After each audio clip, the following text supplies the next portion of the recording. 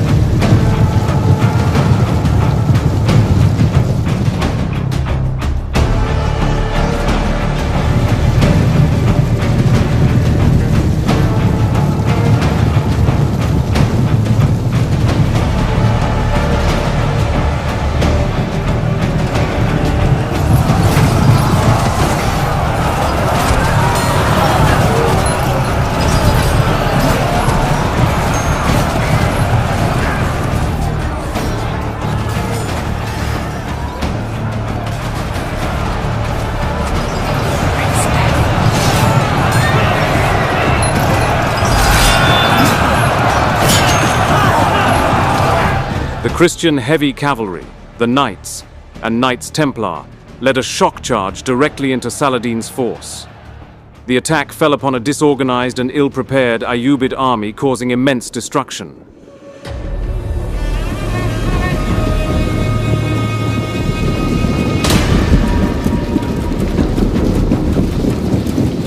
The heavy Christian knights had pierced directly through the center of Saladin's force, separating his formation straight down the middle and splitting their cohesion.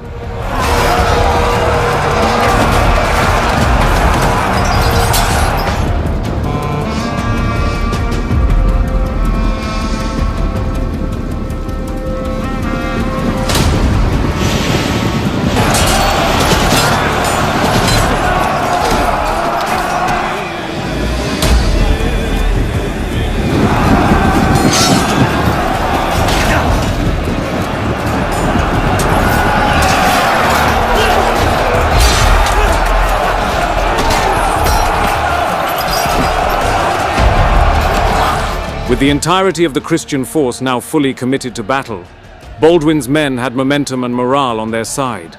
A one-sided massacre soon ensued.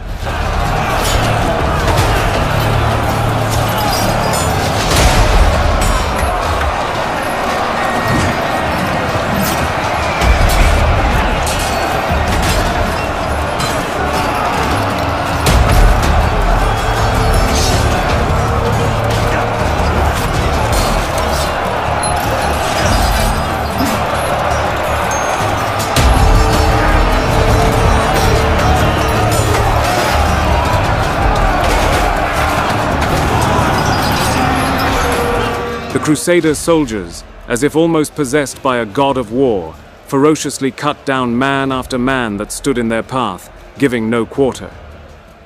Saladin's men, unprepared, disorganized and possibly tired from marching, watched in horror as their comrades were being slain in droves right in front of their eyes.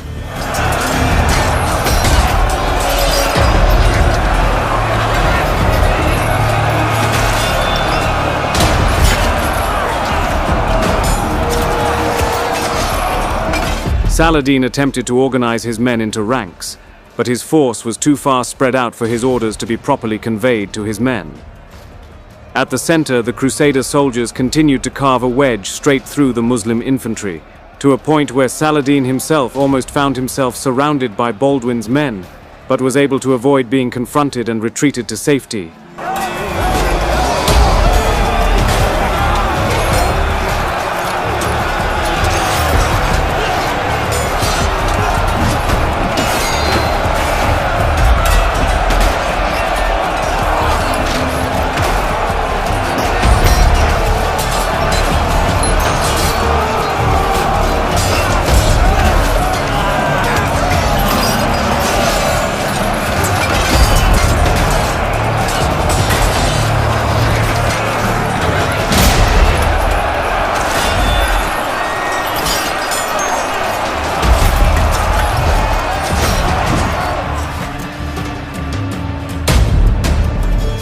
As the fighting dragged on, the death toll began to climb. Heavy casualties were being inflicted to Saladin's army, his men dropping left and right, with many more of his men abandoning their post and fleeing from the battle as opposed to needlessly being killed. The Christian Franks, aided by the Templars, slaughtered many important enemies, several of which were Saladin's generals. Faced by the destruction of his army, Saladin fell back to the safety of his elite guard, composed of 1,000 highly disciplined Mamluk riders. The Frankish knights, with the Templars, once again regrouped to charge this last line of Ayyubid resistance. They broke through the Mamluk lines and nearly reached Saladin, who narrowly avoided being killed during the clashes by escaping on a camel. Not long after, Saladin's entire army broke and fell back in disarray. Some tried to regroup. Many were captured or slain in the melee. The victory was so complete that the Crusaders succeeded in capturing Saladin's entire baggage train. In the aftermath, the battlefield was strewn with heavy losses on both sides, in respect to the size of their armies. The Battle of Montgisard was a significant Christian triumph and a heavy blow to Saladin's prestige. Baldwin IV, a king battling a debilitating disease, had defeated a much larger and more experienced army in the field. While the conflict was far from over, Saladin remained a potent force. Montgisard provided a much-needed boost in Christian morale and a temporary check to Saladin's expansion. The battle stands as a testament to King Baldwin's display of courage, use of discipline, unity, and bold leadership under pressure which granted the young king a place of immortalization in history.